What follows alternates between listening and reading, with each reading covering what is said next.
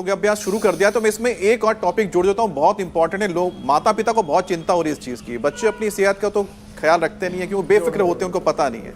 और मौसम जो लगातार बिगड़ रहा है, मौसम का मूड बिगड़ रहा है, कभी ठंड कभी वहाँ पर गर्मी पड़ रही है, तो ऐसे में बच्चों को सर्दी खांसी जुकाम ये सब पकड़ ले रही है, यानी कि शिकार हो जा रहे हैं बच्चे। स्वामी जी, अब उनके लिए नॉर्मल सर्दी खांसी भी ठीक होने में 7 से 10 दिन का वक्त लग रहा है आजकल। तो ऐसे में क्या करें कि सर्दी खांसी ना हो बच्चों को और माता पिता की परेशानी दूर हो जाए? हल्दी, अदरक और तुलसी का रस। हल्दी अदरक तो सबके घर में है जी, तुलसी सबके घर में है। अब उसमें हनी मिला करके बच्चों को दे दें। अब ये बाजार से बेकार की चीजें खरीद खरीद के लाते हैं, इनसे बचने की जरूरत है। और फिर किसी को दवा की भी जरूरत पड़ती है तो ब्रोनकोम, स्वासारी प्रवाही, ये सब हम उपलब्ध कराते हैं। कंठामृत, और सबसे तो बेस्ट है उससे इम्यूनोग्रिड ले लो। मैंने जिन बच्चों के ऊपर प्रयोग किया, करीब 5000 बच्चे तो हमारे पास रहते हैं जी। उनको फिर कोई दवाई की जरूरत ही नहीं पड़ती। सर्दी जुकाम बुखार कफ कोल्ड ये तमाम तरह की, ये बच्चों की इम्यूनिटी बहुत कम होती है। इम्यूनोग्रिड 2 गोली बच्चों को खिलाते, छोटे बच्चे को 1 गोली जो 5 साल से कम वाले हैं, और जो 10-12 साल के बच्चे 2 गोली सुबह खिला दें। ये सूर्य नमस्कार और ये ताड़ासन, तिलक ताड़ासन, ये तो सुबह रोज करना बच्चों को 10 बार सूर्य नमस्कार कराएं। तो ये जो आज हमने जो उपाय बताए ना, इम्यूनोग्रिड से लेकर के हल्दी, अदरक और तुलसी, हनी, स्वासारी प्रवाही, स्वासारी गोल्ड, स्वासारी वटी, ब्रोनकोम, कंठामृत, ये तो हो गई इस सर्दी जुकाम कफ कोल्ड के लिए, इम्यूनिटी के लिए। बच्चों को यदि, एक बात मैं कहता हूँ, मैंने भी सर्दी गर्मी धूप आंधी सब कुछ देखे, -5 डिग्री टेम्परेचर पर भी मैं ऐसे नंगे होकर के योग करता हूँ, और 50 पर भी करता हूँ, क्योंकि वो तो जहाँ पैदा हुए राजस्थान के बगल में है, वहाँ 50 डिग्री तक टेम्परेचर पहुँच ही जाता है। तो हमको 50 डिग्री में भी कोई प्रॉब्लम नहीं। राजस्थान में जब मैं कर रहा था राजस्थान में, तो करीब 1-2 किलो पसीना निकला होगा, दाढ़ी से ऐसे चू रहा था जैसे झरना बह रहा होगा 50 डिग्री पर। बिल्कुल। तो ऐसा अपना शरीर बना सकते हैं जैसे हमने अपने शरीर को योग से फौलादी बनाया है। और आप सामान्य बात करते हैं तो सरोज एक यहाँ है, देखो, इसने तो हमारे कैंसर के डॉक्टर भी यहाँ पर बहुत बड़े हैं। इसने कैंसर, यूट्रस का कैंसर ठीक कर लिया है। सरोज कानपुर से है। एक बार अभिनंदन होना चाहिए भाई इस बहन का। क्या बात है सरोज, तू तो प्रेरणा बन गई। और इसके बगल में हमारे ये छत्तीसगढ़ में, इसके क्या नाम है, सुजीत राठौर के लिए अभिनंदन। इसका 2 दिन में शर्जिका ठीक हो गया। इसके बगल में नबी ने 18 ग्रेविनेंट था, 18 से अब 2.5 पर आ गया है। तो ये योग की महिमा हम रोज इसलिए बताते हैं भाई, योग करोगे तो ये सर्दी जुकाम से लेकर के बड़े बड़े रोगों को ढा सकते हो। ताड़ासन, तिर्यक ताड़ासन, चक्रासन, आज ये सारे अभ्यास खड़े होकर के से शुरू कर रहे हैं। सूर्य नमस्कार से शुरू करके, और प्राणायाम तो सबको करना है। अगला विषय और सम्मिलित कर लो मेरे भैया। बिल्कुल स्वामी जी, क्योंकि हम उस जगह पे आ चुके हैं कि बच्चों का जिक्र हो रहा है। बच्चे, आप जानते हैं कि वो दवाई बड़ी मुश्किल से खाते हैं, तो उनको खाना छुटाना तो बड़ा मुश्किल हो जाता है। ऐसे में वो ऐसी चीज़ें खाते हैं जो वो देखते हैं, चाहे वो आप कह सकते हैं कि बर्गर हो गया, पिज्ज़ा हो गया, या फिर स्नैक्स हो गया। तो ऐसे में क्या होता है, उनके पाचन पे बड़ा असर पड़ता है स्वामी जी। छोटे छोटे बच्चे कब्ज और गैस की शिकायत करते हैं। ऐसे में बच्चों का डाइजेशन कैसे परफेक्ट रह सकता है, और योग से किस तरह से वो इससे निजात पा सकते हैं, या फिर कोई आयुर्वेदिक नुस्खे वही बता दीजिए। और स्वामी जी, बच्चे दवाई खा लें इसका भी उपाय बताइए, क्योंकि वो दवाई खाने बड़ा नानुकुर करते हैं। बहुत मुश्किल होती है दवाई खिलाना बच्चों को। ये बात तो ठीक कही आपने। ये तो हाँ, अब पता नहीं आपके कितने बच्चे हैं। मीनाक्षी जी तो इसको पूरा एक्सपीरियंस कर चुकी है। अच्छा मीनाक्षी जी, जी, जो पहले आपकी गुड़िया वो भी मैंने देखी है, और जो योगी गुड़िया पैदा हुई है, उस दोनों में क्या अंतर है?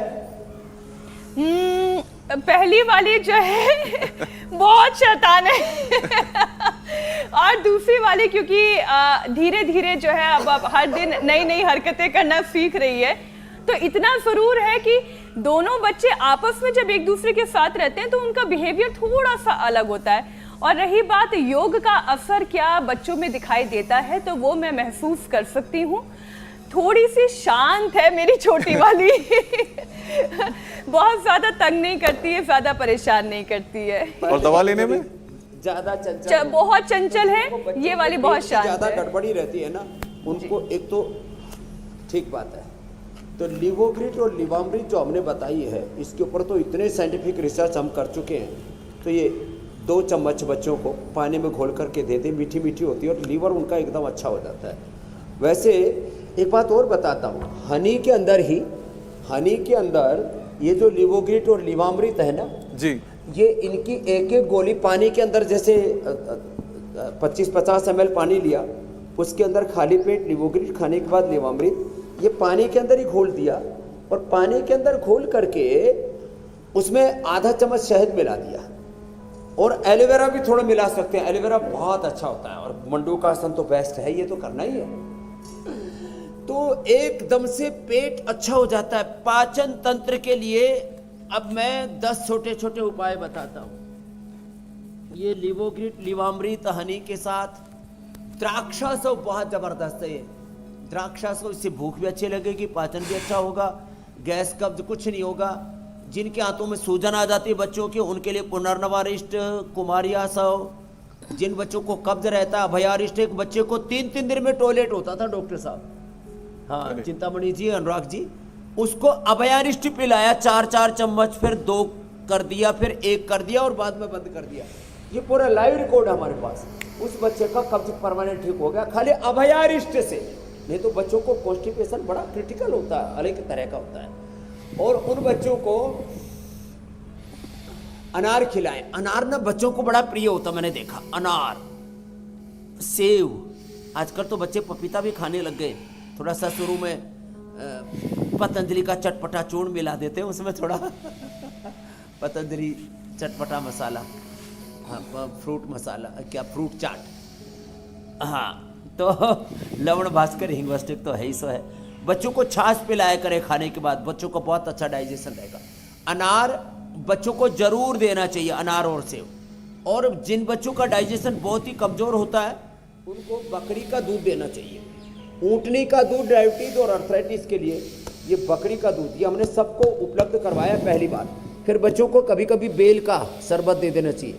बच्चों को अमरूद जरूर खिलाना चाहिए, अमरूद बहुत अच्छा रहता है। फिर ये आज गुलकंद का फार्मूलेशन पे बताएंगे। दूध के साथ गुलकंद दे देना चाहिए जिन बच्चों का पेट बहुत खराब रहता है, खास करके कब्ज आदि रहता है। तो ये आज सारा उपाय बता रहे हैं। मंडूकासन मुट्ठी बांध के जी, नाभि के दोनों ओर लगा देते हैं, श्वास बाहर छोड़ के मूल बंद उड्डयन बंद लगा के, और फिर ऐसे आगे झुकते हैं ना, 1-2 मिनट में पूरा पेट फर्स्ट क्लास। आज ये मंडूकासन, पवन मुक्तासन, उत्तान पादासन में विशेष रूप से बताना चाहूंगा, ये डाइजेशन के लिए एक्सीलेंट है। इससे बेहतर और कोई दूसरा उपाय नहीं हो सकता। नैसर्गिक रूप से आंतों में आकुंचन प्रसारण होता है। लीवर, स्प्लीन, इंटेस्टाइन, पेनक्रियाज के साथ साथ पूरा यूट्रस, प्रोस्टेट और लंग, हार्ट को एक साथ हम स्टिमुलेट कर देते हैं। अब करना तो है मंडूकासन। देखने में ऐसा लग रहा है डायबिटीज के लिए और पेट के लिए हो रहा है, लेकिन पेट के साथ साथ ये पूरा पाचन तंत्र, पूरा हमारा प्रतिरक्षा तंत्र, पूरे बॉडी के वाइटल ऑर्गन्स को हम अच्छा कर रहे हैं। मंडूकासन, जिनकी बॉडी फ्लेक्सिबल होती है उनको हम योग मुद्रासन भी करा देते हैं, और बच्चों की तो बॉडी काफी फ्लेक्सिबल होती है। इंडिया टीवी हर वक्त हर जगह डाउनलोड करने के लिए सर्च करें India TV news Google play store या ऐप स्टोर पर।